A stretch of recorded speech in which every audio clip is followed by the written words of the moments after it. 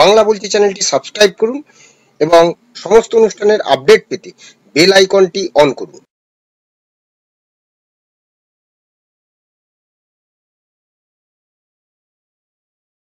নমস্কার, বাংলা বলছি চ্যানেলে আপনাদের স্বাগত। আরজিকর কাণ্ডে মোড় ঘোরানো তথ্য, সেমিনার হল অর্থাৎ যেখান থেকে আরজিকর কাণ্ডে নির্যাতিতা যে চিকিৎসকের মৃত্যুর পর যে দেহ পাওয়া গিয়েছিল, সেই দেহ কি সেখানে অন্য কোথাও থেকে এনে রাখা হয়েছিল, এমনই তথ্য উঠে আসছে। কারণ কেন্দ্রীয় ফরেন্সিক ল্যাবরেটরির বিস্ফোরক সই রিপোর্ট প্রকাশিত হয়েছে বিভিন্ন সূত্রে, যেটা জানা যাচ্ছে যে যেখানে তার দেহ পাওয়া গেছে অর্থাৎ তিলোত্তমার যে দেহ, সেখানে অভিযুক্তের সঙ্গে ধস্তাধস্তির কোনো চিহ্ন সেখানে মেলেনি। সেখানে শুধু মিলেছে একটু রক্তের দাগ মিলেছে। তাহলে কি অন্য কোথাও এই তিলোত্তমাকে হত্যা করে এখানে এনে রাখা হয়েছে? তাহলে তো সিবিআইয়ের উপর কি চাপ বাড়লো? কারণ গত 8 অগাস্ট রাতের যে ঘটনা, সেটা 9 আগস্ট তার দেহ উদ্ধার হয়। তারপরে তার প্রায় 5 দিন পর অর্থাৎ 14 আগস্ট দিল্লি থেকে এসেছিলেন CFSL এর বিশেষজ্ঞরা। তারা পৌঁছেছিলেন যে চেস্ট মেডিসিন বিভাগের সেমিনার হলে। ঘটনাস্থল তারা খুঁটিয়ে পরীক্ষা করেন এবং করিডোর থেকে শুরু করে লিফট এবং সমস্ত জায়গাগুলো 3 ঘন্টা 40 মিনিট ধরে তারা পরীক্ষা করেছেন এবং তাদের উদ্দেশ্য ছিল যে এই ঘটনা কিভাবে ঘটেছে তার সূত্র পাওয়া যায় কিনা। এবারে সিবিআই কে দেওয়া যে CFSL এর যে রিপোর্ট, তাতে জানা যাচ্ছে সেমিনার রুমে ধস্তাধস্তির কোনো চিহ্ন মেলেনি। শুধুমাত্র ম্যাট্রেসে মাথা ও পেটের নিচের জায়গায় রক্তের দাগ মিলেছে, যা থেকে স্পষ্ট নির্যাতিতার দেহেও কোনো জায়গা থেকে নিয়ে এসে সেই ম্যাট্রেসে ফেলা হয়েছিল। এখন প্রশ্ন হলো, তাহলে এই যে সিন অফ ক্রাইম, সেটা কি বদলে যাচ্ছে? আজকে আমরা এই বিষয়গুলো নিয়ে আলোচনা করব। আমি বিপ্লব, আমার সঙ্গে রয়েছে সাংবাদিক অরূপ কালী। অরূপদা, স্বাগত জানাচ্ছি। অরূপদা, যেটা যে অপরাজিতা বলছে কেউ, আমরা তিলোত্তমা বলছি, আরজিকর কাণ্ডের যে ঘটনা, সেই ঘটনার যে সিন অফ ক্রাইম, তাহলে কি কোথাও বদলে যাচ্ছে? দেখো, প্রথম থেকে এই সন্দেহটা ছিলই, কারণ বারবার বলা হচ্ছিল ওটা সিন অফ ক্রাইম নয়। কারণ এই সন্দেহটা উঠে আসছিল, যেখানকার দুনিয়ার ডাক্তাররা তারা বলেছিল, এবং তখনও বলা হয়েছিল, তার বাবা মা বলেছিল বারবার করে চাদর বদলে গেছে, সে কথাটাও বলা হয়েছিল। সেখানে যেভাবে মৃতদেহটা পড়েছিল, এবং তারপরে বলা হচ্ছে যে তার সামনের নার্সদের ঘর আছে, সেখান দিয়ে গিয়েছে অন্য ঘর আছে, তাহলে নার্সদের চোখে পড়ছে না কেন, সেই ঘটনাগুলো বলা হচ্ছিল। কিন্তু আলটিমেট সেটা যখন সিবিআই যে চার্জশিট দেয়, সে প্রথম চার্জশিটে কিন্তু সেটা বলা হয়নি যে কোনো জায়গায় দাঁড়িয়ে যে ওইটা ক্রাইম নয়, বলেনি। তাহলে কোথায়? তাহলে নানা রকম ছিল, যে 6 তলায় হয়েছে কিনা বা অন্য জায়গায় হয়েছে কিনা। পাশের একটা ঘর ভেঙে দেওয়া হলো, তোমার মনে আছে যে ঘর ভেঙে দেওয়া হয়েছিল, হ্যাঁ, যে একটা ঘর বানানো হয়েছিল, সেটা সন্দীপ ঘোষ নির্দেশ দিয়েছিল, তখন বলা হচ্ছিল যে ওই ঘরে কিনা। ফলে প্রথম, এবং তারপরে যেটা হয়েছিল যে যেখানে বডি রাখা আছে, আমরা দেখেছিলাম প্রায় মেলা বসে গেছে, সমস্ত ওই অভিক থেকে বিরূপক্ষ এবং অন্যান্য যে সমস্ত সন্দীপের সাঙ্গপাঙ্গরা আছে, প্রত্যেকে ওখানে ঢুকে গেছে। ফলে এই প্রশ্নটা ছিলই। এবার এই আরেকটা রিপোর্টে সেটা আবার প্রকাশ্যে চলে এলো, এবং এটা স্বাভাবিকভাবেই যে সিবিআই এর ওপর চাপ তো বাড়লোই। একেই সিবিআই ধরো যে দ্বিতীয় সাপ্লিমেন্টারি চার্জশিটটা জমা দিতে পারেনি, তার ফলে যেটা হয়েছে, সিবিআই সন্দীপ আর অভিজিৎ দুজন খুনের মামলা থেকে রেহাই পেয়ে গেছে। সন্দীপ জেলে আছে অন্য দুর্নীতির তদন্তে। তো সেখানে বলা হচ্ছে সিবিআই ব্যর্থ হয়েছে, যে সিবিআই দিতে পারেনি। কেন পারেনি? তাহলে 90 দিন ধরে তারা কি তদন্ত করেছিল, যেখানে বলা হচ্ছে যে তদন্ত এরা ধামাচাপা দেওয়ার চেষ্টা করছে। টালা থানায় বসে ব্লুপ্রিন্ট করা হয়েছে, বলেছিল যে ভিডিওতে টেকনিক্যাল গ্লিচ আছে। পোস্টমর্টম নিয়ে প্রশ্ন তোলা হয়েছিল, তোমার পোস্টমর্টমের সময় নিয়ে প্রশ্ন তোলা হয়েছিল, নানা প্রশ্ন তোলা হয়েছিল, কিন্তু আলটিমেট দেখা গেল সিবিআই। কিন্তু এখানে যেটা বলছে যে 14 আগস্ট দিল্লি থেকে তারা এসেছিল, আমরা যেটা জানি যে 8ই আগস্ট রাতের ঘটনা, 9 আগস্ট 9টার পরে বলা হয়েছে দেহ উদ্ধার করা হয়েছে, তারপরে রাতে গিয়ে এফআইআর হয়েছে, তারপর সারাদিন তো যা যা ঘটনা ঘটেছে। কিন্তু তারপরে যখন সিআইডি থেকে কোর্টের নির্দেশে সিবিআই এর কাছে রিপোর্ট গেল। সেখানে 14ই আগস্ট দিল্লি থেকে এসেছিল সেন্টার ফরেন্সিক ল্যাবরেটরির বিশেষজ্ঞরা।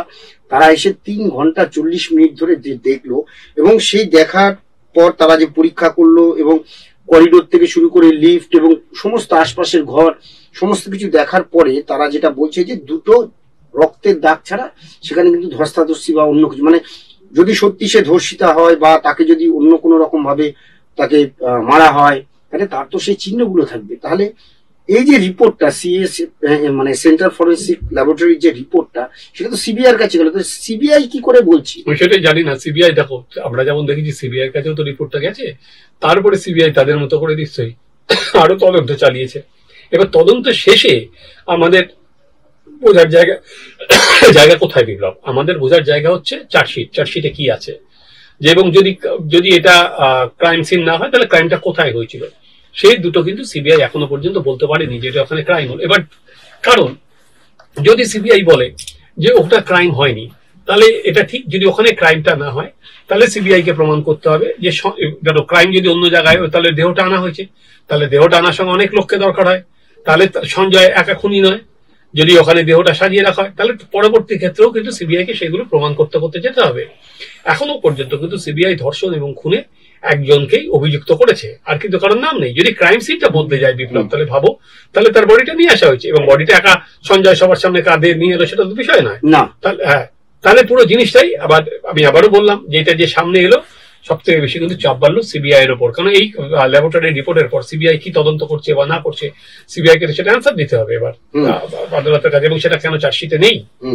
না, এই জায়গাটা থেকে আবার আজকে যে 24 তারিখে নির্যাতিতার বাবা মা যে কোর্টের কাছে অ্যাপিল করেছিল হাইকোর্টে, সেটা বিচারপতি বলেছেন যে যেহেতু দুটো মানে দুটো আদালতের একদম টপ বিচারপতি, অর্থাৎ দুটোই প্রধান বিচারপতির এজলাসে এই দুটো চলছে, সেখানে সিঙ্গল বেঞ্চে এই মামলার অনুমতি নিতে রাজি হয়। ওদের বলা হয়েছে আর কি, ওরা যদি বলে তাহলে ডে টু ডে আর কি সেটা দেখতে পারবে। তাই ফলে 15ই জানুয়ারি না কত আবার একটা ডেট দিয়েছে।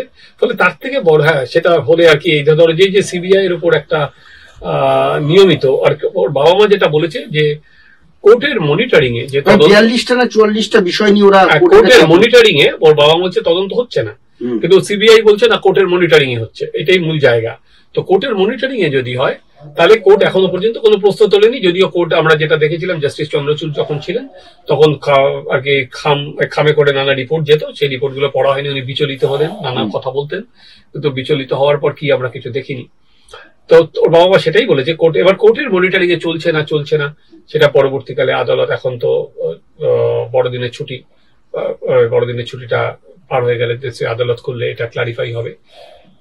কিন্তু মূল যেটা প্রশ্ন যে সিবিআই কে নিয়ে আজকে যে সন্দেহ দানাবাদ, যে আজকে সিনিয়র ডাক্তার আবার অবস্থানে বসেছেন, ফলে এইটার পর কিন্তু মানুষের মধ্যে, আমি জানি না সিবিআই তো উত্তর দেয় না, ফলে মানুষের মধ্যে সন্দেহ আরো বাড়বে, সেটা ক্লিয়ার করার দায়িত্ব কিন্তু সিবিআই এরই। একদম সেটাই। এখন সেমিনার রুম নাকি অর্থোপেডিক রুমের উল্টো দিকের ঘরেই প্লেস অফ অকারেন্স, এবং একটি নতুন ভিডিও ইতিমধ্যে নাকি সামনে এসেছে। তো রহস্য এখন সেদিকে যে লোয়ার কোর্ট ইতিমধ্যে প্রায় সাক্ষ্য প্রায় শেষ, সাক্ষ্য শেষ, সেখানে তার মার সাক্ষ্য কেন নেওয়া হয়নি এগুলো উঠেছে। এবার ধরো এইটা আসার পর যেটা হবে, এখনো পর্যন্ত বারবার বলছে, এখনো পর্যন্ত প্রথম যে চার্জশিট দিয়েছে 90 দিনের মাথায়, সেটা একমাত্র অভিজিৎকেই দোষী সাব্যস্ত করেছে, অন্তত খুনে। এখনো পর্যন্ত সরাসরি খুনে অভিযুক্ত কেউ নেই। ওদের দুজনের বিরুদ্ধেও যেটা বলা হচ্ছিল সেটা হচ্ছে ওরা তদন্ত আর কি, যেটা তথ্য প্রমাণ লোপাট করেছে।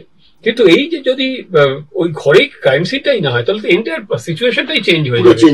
তখন তো একটা বডি, একটা লোক, অত বড় একটা মেয়ে, তাকে একা টেনে নিয়ে আসতে পারছে না, আর কারা আছে, পুরো এন্টায়ার সিনারিও চেঞ্জ হয়ে যাবে। তাহলে সিবিআই এতদিন ধরে কি করছে সেই প্রশ্নটা উঠবে। ফলে সিবিআই এর উপর চাপটা মারাত্মক বেড়ে গেল। হ্যাঁ, কলকাতা পুলিশ যে তদন্ত করতে পারেনি সেটা তো বোঝাই যাচ্ছে, সেটা দিয়ে তার তদন্তে সন্তুষ্ট হতে না পেরেই তো কলকাতা হাইকোর্ট প্রধান বিচারপতি সিবিআই তদন্ত দিয়েছে, তার তদন্তের অগ্রগতি নিয়ে হতাশা প্রকাশ করেছিল কলকাতা পুলিশের। তো তারপরে সিবিআই নেওয়ার পর যদি ক্রাইম সিন ওঠানো হয় এবং যদি এই কেন্দ্রীয় ল্যাবরেটরি রিপোর্ট ঠিক হয়, ফলে সিবিআই কে কিন্তু সেটা কোর্টে বলতে হবে, কারণ এরপর তো কোর্টে সেটা উঠবে। একদম, এখন নজর সেদিকেই থাকবে। আপাতত লোয়ার কোর্টে তো মোটামুটি সকলেরই সাক্ষ্য গ্রহণ প্রায় শেষের পথে। লোয়ার কোর্টে তো এটা হবে না, লোয়ার কোর্টে তো সাক্ষ্য গ্রহণ হচ্ছে। হ্যাঁ, এটা যখন সুপ্রিম কোর্ট খুলবে, সুপ্রিম কোর্টে যখন প্রধান বিচারপতির দৃষ্টি আকর্ষণ করা হবে বা হাইকোর্টের প্রধান বিচারপতির দৃষ্টি আকর্ষণ করা হবে, তাদের মাধ্যমে যাওয়া হবে, তখন সিবিআই কাছে উত্তর চাওয়া হবে। লোয়ার কোর্টে যেটা হচ্ছে, এটা ডে টু ডে সাক্ষ্য গ্রহণ হচ্ছে, চার্জ ফ্রেম হচ্ছে, সেই জায়গায় হচ্ছে। আমি জানি না সেটা লোয়ার কোর্টে। এখন যে কতদিন আর কতদিন এই তিলোত্তমা বলুন বা অপরাজিতা বলুন, এই যে এর যে মৃত্যু, সেই মৃত্যুর কি রহস্য, আর কতদিন অপেক্ষা করবে যে মৃতার পরিবার, যে কিভাবে তাদের সন্তানকে তারা হারালো এবং এর পেছনে কাদের হাত রয়েছে, কি রহস্য, এখন জানতে সেই আদালতি ভরসা। সুপ্রিম কোর্ট, হাইকোর্টে দুই প্রধান বিচারপতির বেঞ্চে এটি রয়েছে। এখন দেখার, সেদিকে অপেক্ষা করা ছাড়া তো এখন কোনো উপায় নেই। এখন দেখার যে সিবিআই এটাকে কিভাবে ক্লারিফিকেশন করে, সেদিকে নজর থাকবে। ধন্যবাদ আপনাদের, ধন্যবাদ অরূপদা, সবাই ভালো থাকবেন, নমস্কার।